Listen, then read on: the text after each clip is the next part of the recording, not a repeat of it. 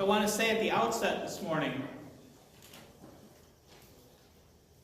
that as this message goes on, some of it might be a bit of a challenge. I hope you'll bear with me. Mark tells an interesting story in today's passage.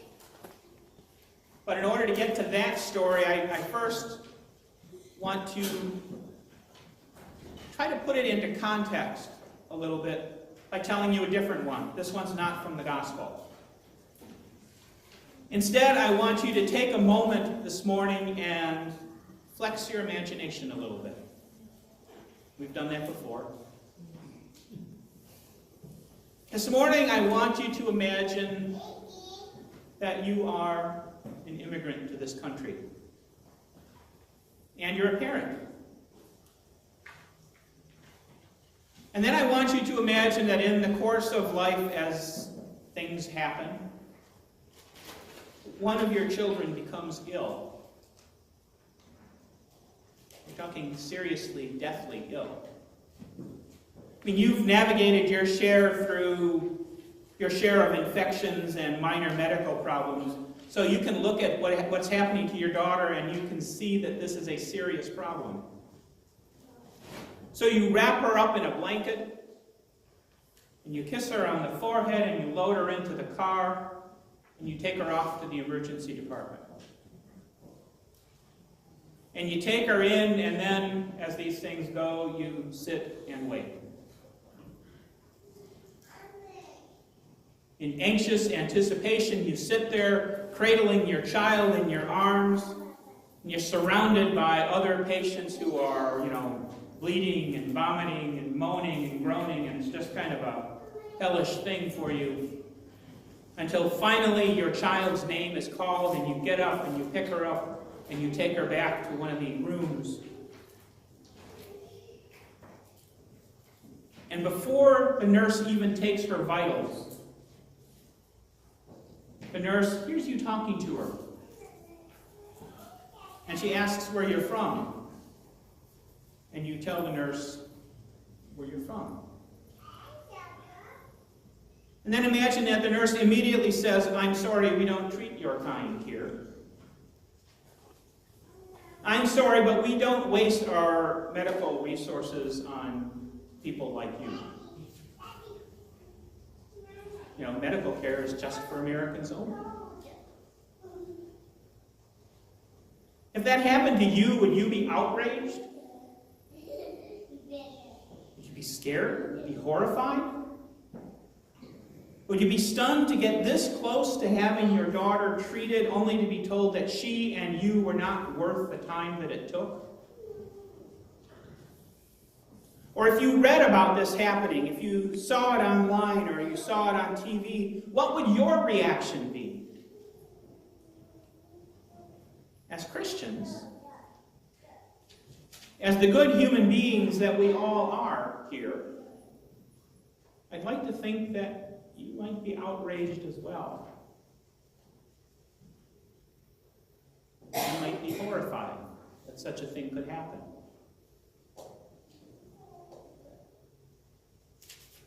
I know there are arguments to be made about how we spend our social resources and how we have to ration them out sometimes, but I'd like to think that faced with not a theoretical, but with a real live human being, the debate would become secondary to reality and we would see the right thing to do and not base our decision on where you came from or what language you speak. If we look back at the gospel, Jesus himself, didn't Jesus himself say that whole, I was hungry and you fed me, I was naked and you clothed me, I was sick and you took care of me? Didn't he say that somewhere? That's a rhetorical question. I can tell you it's right there in the Gospel of Matthew, 25, verses 35 to 40. You can look it up. He actually did say that. So how on earth does the man who could say that then here in Mark How does the guy who could say all these things about you, I was hungry and you fed me, I was sick and you took care of me, how could Jesus possibly respond the way that he did to the Syrophoenician woman? The mother with the sick child. Technically, a child, we're told, who was demon-possessed, but I would guess today we would see her as ill. It's a puzzle. At this point in his ministry, Jesus is already well known as a healer. He's a spiritual man. He's known to be a good guy. You know, Jesus was the guy you want coming over to your barbecue. Especially if you have a broken leg or something.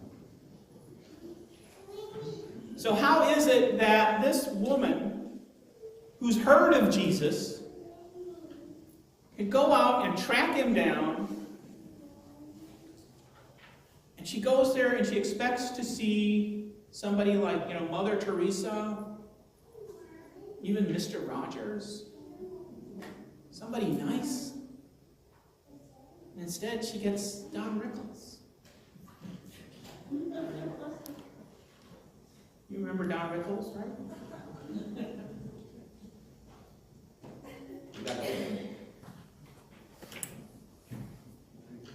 Have you ever been to Louisville? Yeah. Do you know how to say it properly? You don't say Louisville, you say Louisville. Oh, you know what you say in Louisville? What?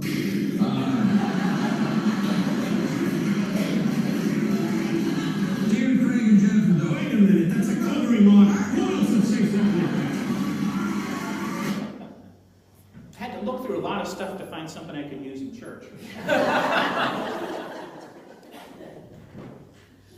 But you know what? She's looking for Jesus and she finds him. And if you're like me, when you read this, that's kind of troubling. Because we grow up learning about a kind Jesus. We come up through Sunday school learning about this kind and gentle Jesus, this Savior, this nice guy. Okay, granted, he does go off on the Pharisees now and then. And he did that cleansing the temple thing. But other than that, he's pretty cool. He's always kind and welcoming to others. And then this woman comes and asks for his help, not even for herself, but for her daughter. And he not only rejects her, but he humiliates her by using language that's deliberately degrading and insulting. So what does he say? He says, it's not fair to take the children's food and throw it to the dogs. In other words, he's saying, lady, you and your kid, you're just dogs. You're not even, like... Hopefully that's not a sign.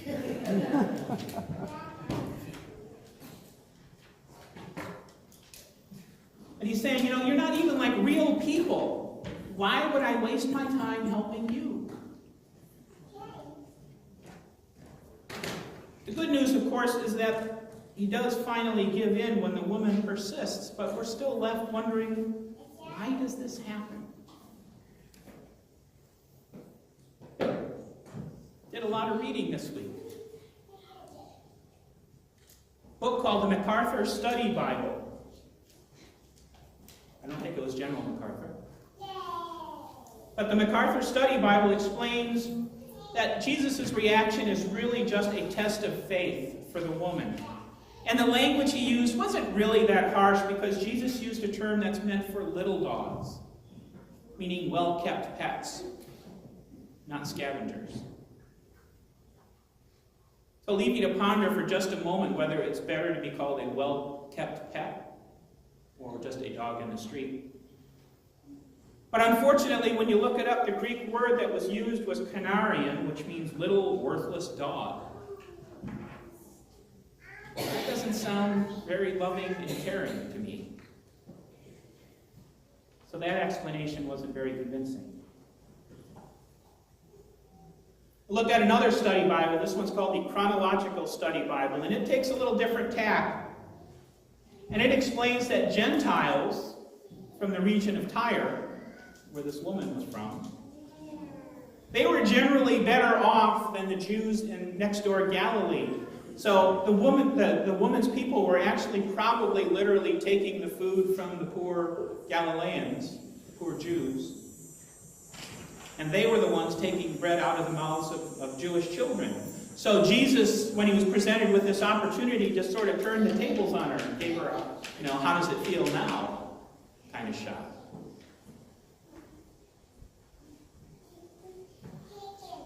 I'm not sure that's convincing either. First of all, it still doesn't sound like the kind of Jesus we know. And second of all, other than saying that this woman was a Gentile, there is nothing there to indicate that she was any better off than anybody else. We might even assume, since it just mentions her and not a husband or a father, that maybe she was alone. And if she was a widow or a single mom, then she was certainly not going to be high status. So that explanation really is, just kind of trying to put the best face on things. And I don't think it's convincing either.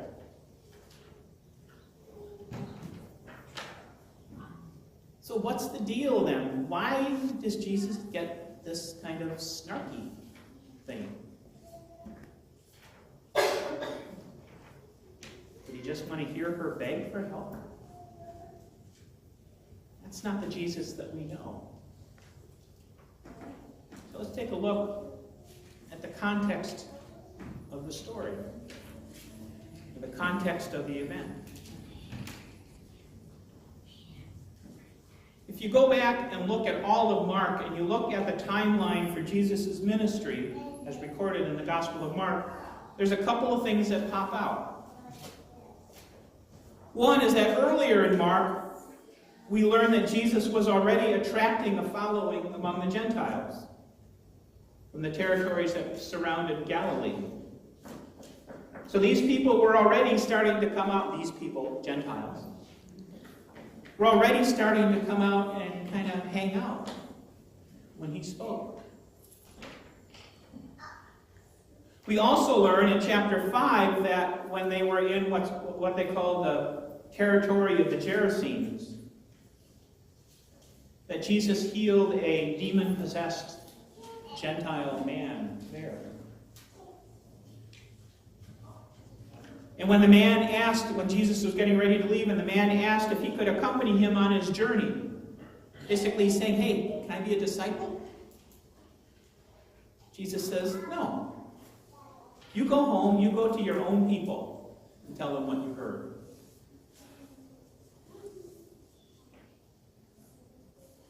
So by the time Jesus encounters the Syrophoenician woman, he's already been exposed to Gentiles. We've already seen once where one wanted to kind of join him, and he said, no, I don't think so. So I'm going to speculate. Radio show I used to listen to called it Random and Reckless Speculation. That's when people listen to radio. But I read this week, and I wondered. Remember, Jesus was both divine and human.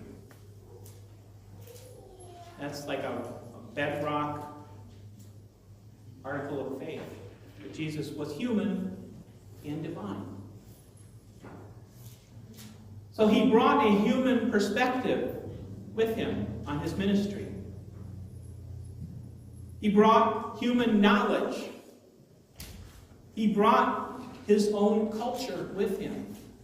Jesus had grown up in Galilee. He was steeped in Jewish culture, and the culture at that time stressed how they were the children of God. They were the special people. They were the children of the covenant. So maybe, possibly, up to this point in his ministry, Jesus didn't really think that Gentiles were his problem.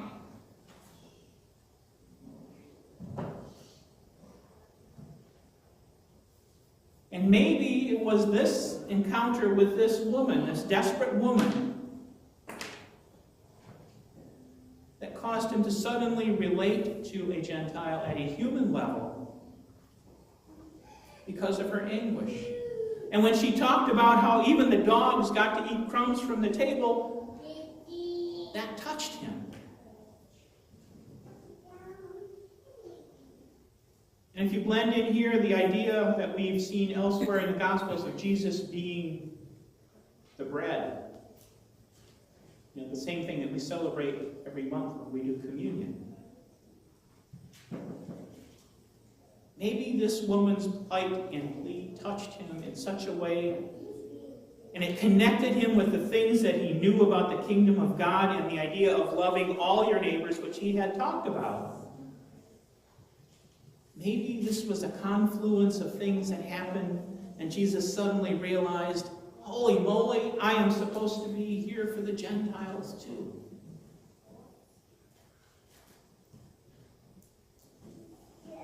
And that's when he said, your daughter's healed. I find that idea intriguing. I find it intriguing to think that as Jesus grew, as his ministry grew, and as he thought more and more about his own relationship with humanity, and what he knew about his relationship with God, that some of this was still taking form. I find that whole possibility at least as convincing as the whole idea of testing her faith. Because honestly, I'm more comfortable with a Jesus who was still trying to figure out exactly who he was and what the scope of his mission was than I would be with a Jesus who was, sarcastic and insulting to a woman just to test her faith.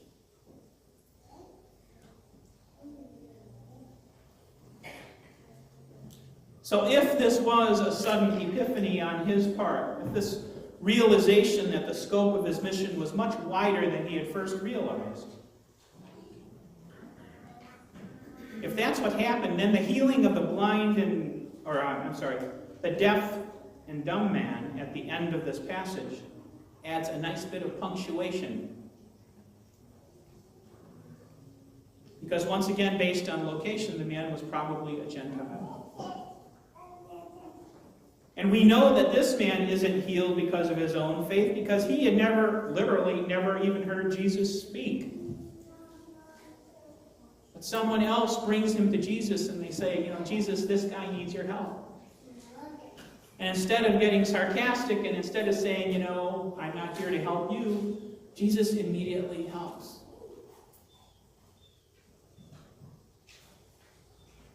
So Jesus, in this very short span in the Gospel of Mark, moves from holding his healing pretty tightly, just doling it out to his own people. He moves from there to making it available to anyone.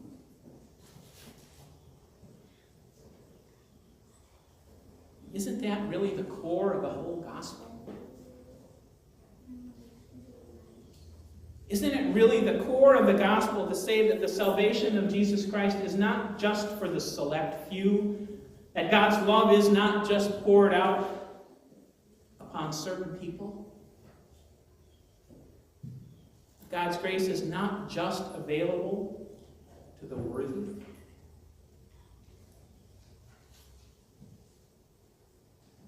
God doesn't divide us up by where we're from or how we grew up or our social status. Instead, salvation and love and grace are gifts from God that are intended for all humanity. They're freely given. They're just there. There for the taking and there for the giving. I think maybe Jesus discovered something. That God's love is a funny thing. Because the more you give it away, more you can feel it.